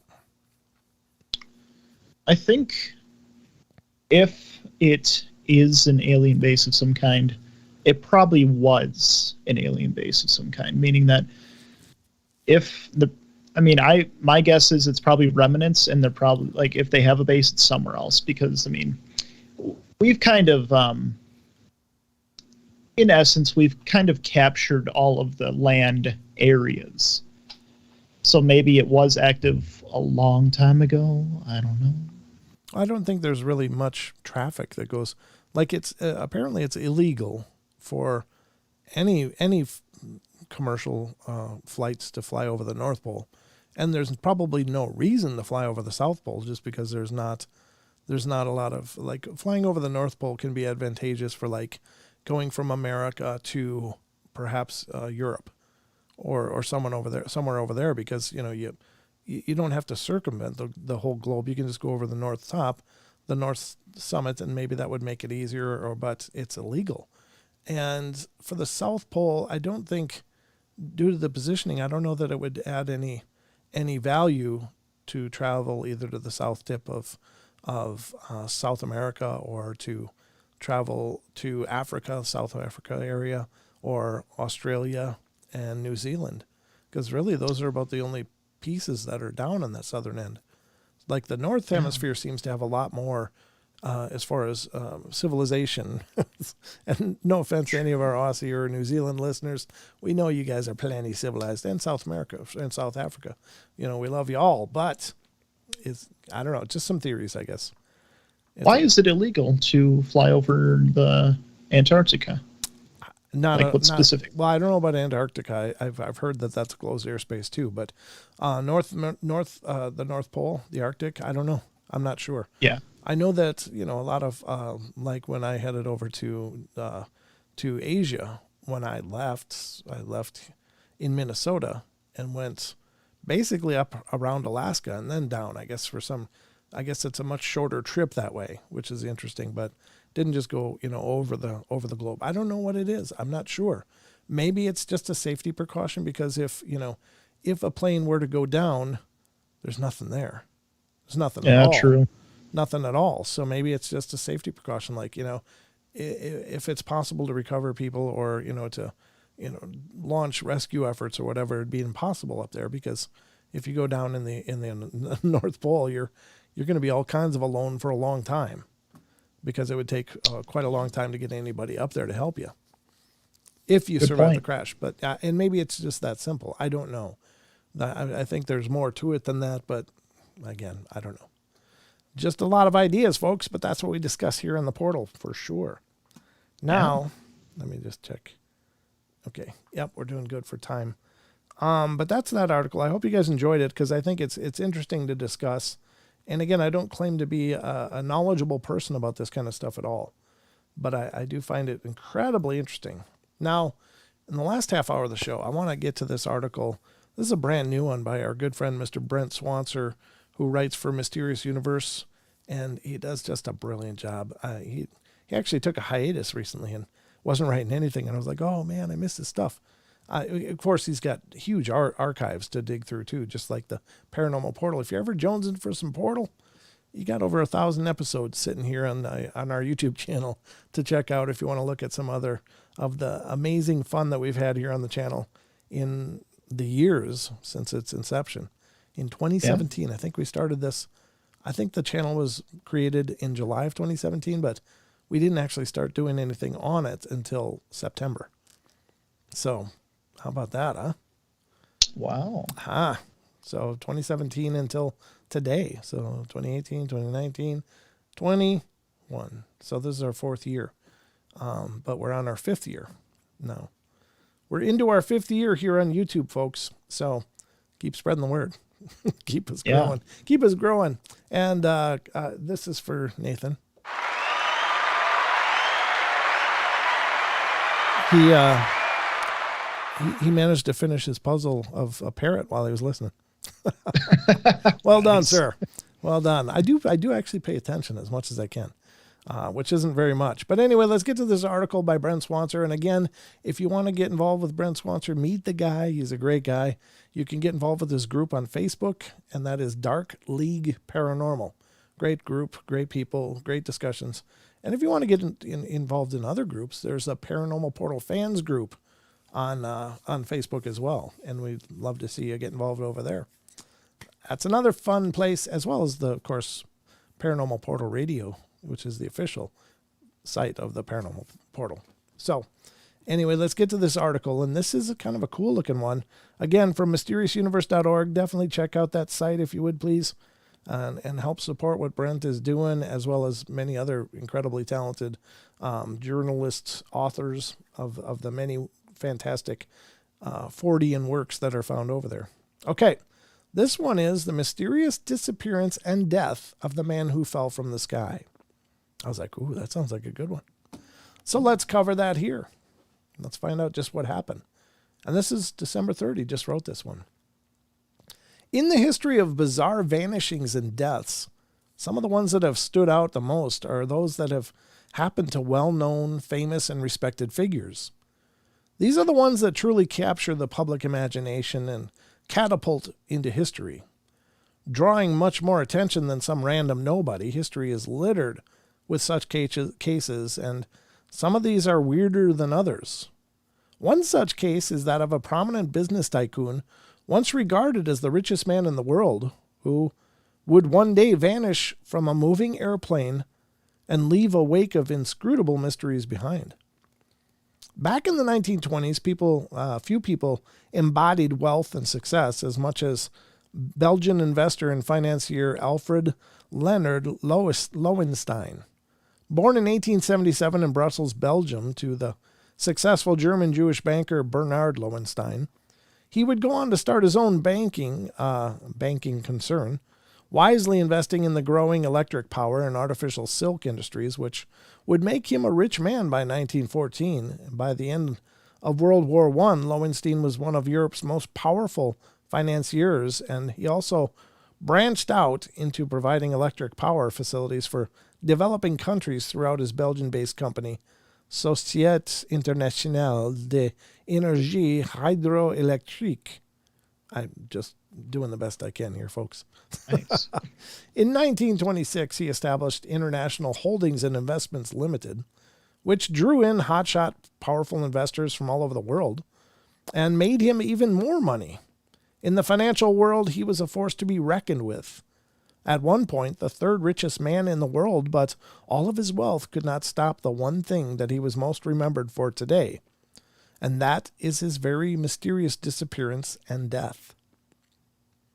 At about 6 p.m. on the evening of July 4th, 1928, Lowenstein boarded his private plane in Croydon Airport in Surrey, England, in order to fly across the English Channel back to Belgium. Lowenstein made his trip often for business, so that and with the calm, clear weather that evening, it was not expected to be anything more than a routine flight. For this flight, he was being joined on the I gotta be careful how I pronounce this word. To be joined on the Fokker Trimortar aircraft by pilot Donald Drew, aircraft mechanic Robert Little, his personal stenographers Eileen Clark and Paula Biddlon, his valet Fred Baxter, and a male secretary by the name of Arthur Hodgson. When the plane took off in the clear skies, everything went smoothly.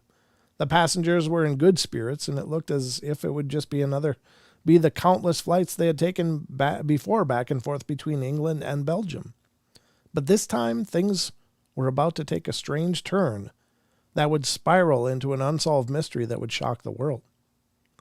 At around 6:30 p.m., as the plane was making its way across the English Channel at an altitude of 4,000 feet, Lowenstein got up to go use the lavatory in the back of the airplane.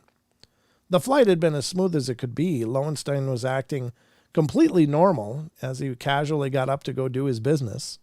No one thought anything of it. However, he didn't return, and when nearly 15 minutes had gone by, people aboard the plane started to take notice of how odd it was that he should be gone so long. The valet, Baxter, decided to go check on him, and when his knocking on the lavatory door went unanswered, he opened it and found that no one was there. Lowenstein was not in the lavatory at all, not in the passageway, nowhere on the plane. So where had he gone? At the time, it seemed as if Lowenstein had just evaporated into thin air. The plane would reportedly land on a stretch of beach once for an inspection and then continue on to its destination. News of the mysterious vanishing immediately took to the media by storm, with such powerful and wealthy figures, and soon everyone was talking about it, and panic selling caused shares in Lowenstein companies to plummet in value by as much as 50%. As this was going on, the authorities were launching a full investigation into the disappearance, questioning the pilot of the plane and all who had been on board. But this did little to make any sense of the strange case, nor shed light on how one of the world's richest men could have completely vanished into the thin air 4,000 feet above the English Channel. No one on board was under suspicion or charged with any sort of crime, but authorities were baffled by it all. Wow. The main working theory at the time was that Lowenstein had somehow fallen, either accidentally or intentionally, through an exit door nearby the door to the lavatory and then plummeted to his death. There was indeed another door that was used to enter and exit the plane, but it was not only clearly marked as an exit, but also kept shut in flight by a spring-loaded latch and the slipstream outside pushing it closed. It was specifically designed so that it couldn't be accidentally opened in flight, and would have taken several strong men to pry it open in the air. Although the pilot claimed that the latch had been unhinged, the accidents branch of the British Air Ministry investigated this possibility and deemed that it would have been impossible for Lowenstein to have been able to push open the door in flight by himself due to the powerful slipstream. It was thought that even if he had gotten a good running start and slammed himself into it, the door would have only popped open a few inches and then promptly slammed shut. What had happened here? In the absence of a body, it was hard to say, but that was about to change. On July 19th, 1928, Lowenstein's body was found bobbing about in the sea by a fishing crew off the coast of the Boulogne-sur-Mer in northern France. An autopsy would show that he had sustained a partial fracture of the skull and several broken bones, and it was determined that he had been alive when he had hit the water. It was also found that he had no signs of drugs or poison in his system, and only a small amount of alcohol, which was a little strange because he supposedly never drank. The injuries were believed to have been incurred when the body had hit the water, and there was no sign of foul play. Despite the finding of the body, in the end, the only thing investigators had learned was that he had fallen into the water and died. There was no new knowledge of how he had fallen out of that plane and into the water in the first place, and theories swirled. theories swirled. He's in a bathroom. Forget about it. That's weird. I was just thinking, is it possible the toilet got screwed up and he's got sucked out? But no, probably not.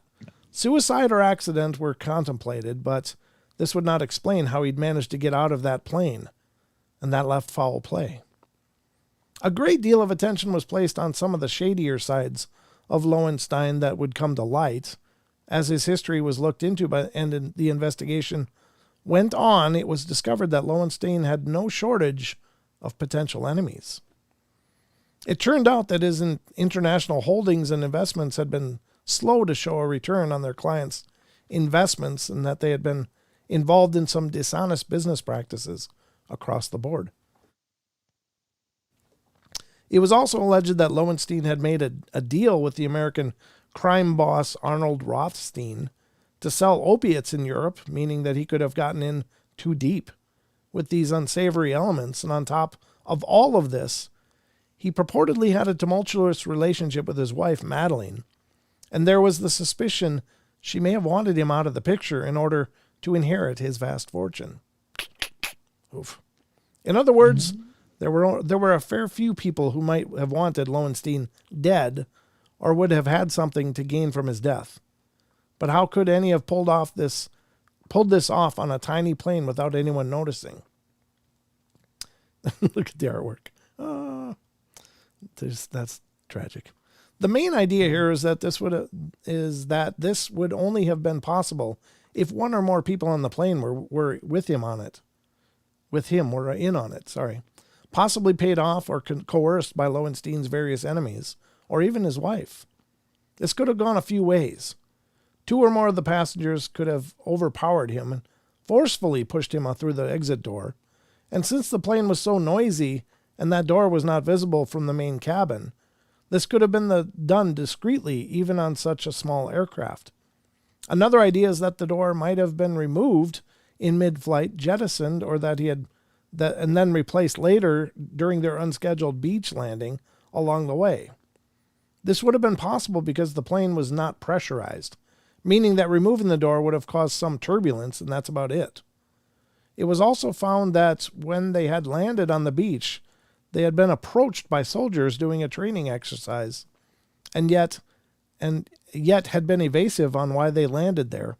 If this were the case, it would mean that everyone on board would have been in on it, and that he had been forcefully thrown from the plane somehow seemed to be the only possible way for him to have gotten through the exit door.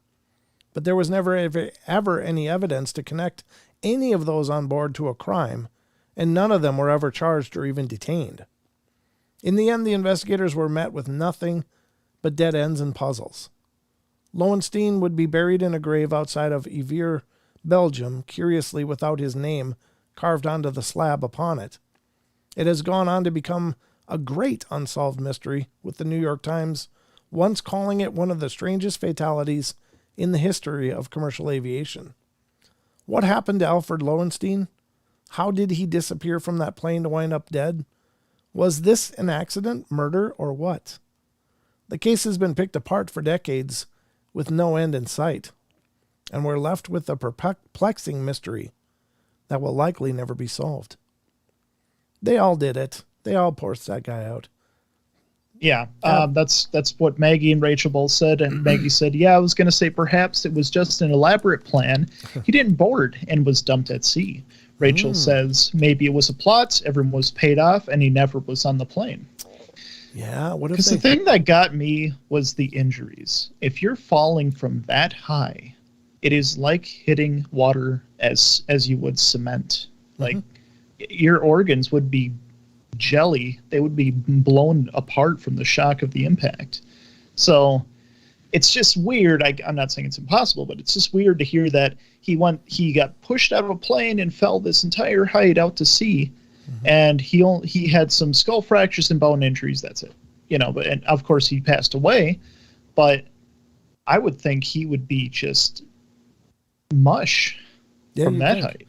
You'd think. Here's the thing. What if he was just strapped on the outside of the plane and they just dumped the body as they went over the channel, the English Channel? Yeah, I don't know. It's hard. And then they had to land to clean that part up. And where did he go? We don't know. I mean, for God's sakes, it's one of those things. You got to go with the most plausible explanation. It's like, yeah, it sounds fantastic, like he was sucked out of the plane, but most likely he was helped out of that plane if he was actually on it, like you said. And if not, then, whatever. But yeah, I don't know. That's creepy. It's a creepy story. Interesting. Very intriguing. It is very intriguing and interesting, but that's what we like here on the show. We like to keep the gears turning. I don't know what you guys think about that, but I think it's a pretty cool. Those mysterious deaths are I mean, of course they're tragic, but it's not like it's a current story. This is a very old story, but I'd never heard of it before, but I don't feel as bad discussing the very old stories. And I don't know why, if it matters, but in my mind, it's like, oh, that's so long ago. But if we were going to talk about somebody today, I'd be like, no, I don't want to go into that because it's so fresh and modern. I don't know. It's just my thoughts on it. Yeah. I think you're right on point. It's easier to talk about when it's ancient history, but right. Yeah. If you were to talk about something more recent, it's like, okay, let's, the emotions are still coming down from that. Yeah. Too soon. Yeah. Too soon, by God. I'm going to close with one more of these stories from this article we were reading, the real life supernatural horrors from moneymade.com. Let's close with one of these, huh? Sure. All right, ladies and gentlemen, I hope you're ready. And this will be the last story we'll cover on tonight's show. But, holy moly. Yeah. Yeah, it's going fast. Number 15, bringing out your inner animal. I was hunting raccoons one night on my wife's family farm, and I saw some creature come out of the cornfield that I'd never seen before or since. It was bipedal. It was about 2 or 3 feet tall. It had legs where the knee joint bent in the opposite direction of a traditional animal's. It was covered in sort of spotty fur, and it had short and thin arms. Think of a very skinny kangaroo without a snout that stood more vertical and had weird legs.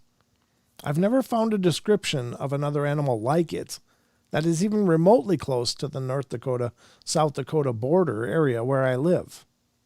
I got a good look at it in the clear light of my flashlight, maybe 10 seconds before it ran back into the corn. I don't believe in any cryptozoology or anything like that, but I know what I saw, and I know this was not normal.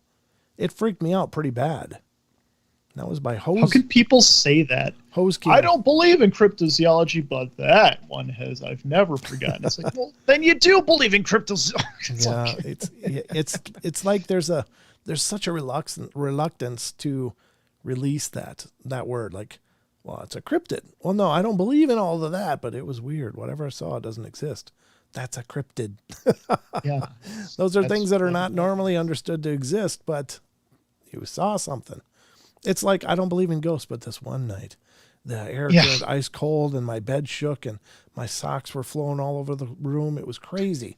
But I don't believe in any of that ghost stuff. It's just weird. I got dragged off my bed and beaten by an invisible force, but I don't believe in ghosts. I don't believe in UFOs. I don't believe in UFOs.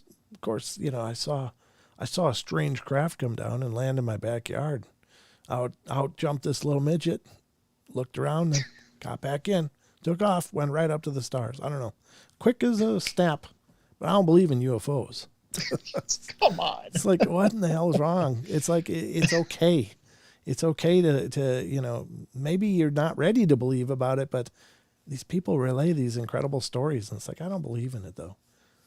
What do you believe in then? What do you got left? Where do you go if you're going to dismiss these things? Okay. So it's not cryptids, but what the hell came out of the corn there? What was that?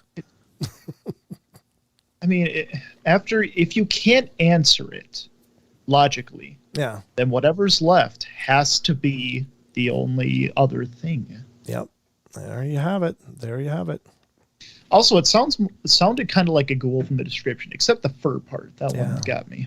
Yeah, the fur, I don't know. It's hard to understand what he meant by the legs being different from any normal animal, because it's like, well, is it digigrade or plantigrade? What's going on with those knees? I don't know. Yeah. It's either one or the other, unless there was something entirely different going on. But we need more description. That's what we need. Need more information. Should have drew a picture, but that was by Hose King. Hose King doesn't believe in cryptids, but he saw one. It's so bizarre to me.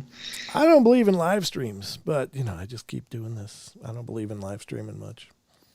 Oh, everyone's saying that we're in sync today. We're in sync. Yeah. Brooke says the universe has connected to. You are correct, because I'm his son. Are you sure she's talking to us? It might be. Oh, true. Oh no! You gotta recognize. I hope you're talking about us. You gotta recognize that in the chat room, there's a whole different world in there. Sometimes they're actually paying attention, but sometimes they're on a whole different page completely. True. Yeah, she might have been talking to two people talking in the chat. We don't know, but we're in sync with you guys because, of course, we love you all, and that's the magic of the portal. Yeah, it is. So I just want to hide. Oh, don't worry about it. This is the portal, for God's sakes. All the stupid things I've said through the years. Yeah, no. You're not even close to taking a shot at the title at this point. Oh, good. All right. You're the king of that. All right, man. I've said some real turds through the years. It happens. What's one of them? Oh, I'm not. Can I have a rerun? Nope. You got to go through the archives to find those. I'll get there in time. Yes, you will. Yes, you will. And I hope all of you will as well. So thank you all for being here with us tonight. We hope you've enjoyed this journey into the paranormal portal. As always, we really would appreciate it if you continue to spread the word about the show. Let other people know what the hell the Paranormal Portal is. Let them know how much you love it. Tell them how great the show is. No, I don't know. If you guys like what you're seeing, please let other people know, because we're always happy to see this continue to grow. And thank you to all of you for supporting us by coming here, being a part of the live streams and watching the replays when you're able to. That means the world, and it's just been an incredible honor doing these shows. So we really appreciate it, and we want it to grow. So if you find that you're able to help spread the news, thank you so much. That means the world. So, Sheldon, we are about at the end of our journey tonight. You got anything I think for the it's listeners? time. It's for time. the plug. Unleash it. Unleash the All Kraken. right. Release the Kraken. So, if you guys want to stay more connected to us, like real time instead of just on the show, we have just the thing for you.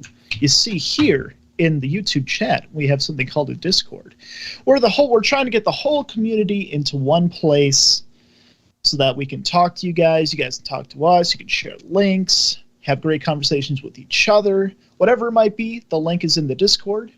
And one more thing, I'm going to speak to the future people watching, ones who aren't watching live. We appreciate you as well for clicking on the video, for watching it, the whole stream and the whole way through. Thank you so much, and we appreciate it. We do appreciate you guys. Thank you all. However you watch the show, however you're consuming the portal, we appreciate you doing so. And thank you so much for being here and being a part of the journey. Thank you for all of you that leave comments on the YouTube streams. That means that I love answering those. I love seeing them. And thank you so much. I am personally answering all of those. So if you got something to say, you want me to see it, leave it on the YouTube comments. And what else was I going to say? But yeah, feel free to share these streams. If you've enjoyed an episode and you want other people to see it, share it. You have my permission. I'd be honored. Yeah. So that's going to wrap it up for us tonight. Thank you all so much. We hope you had a great time here with us. Remember, we love you all. Be good, be kind, be nice. Take care of each other. Help each other out, especially nowadays. God, we need so much love in the world. And find the magic in every day, and remember to laugh as much as you can.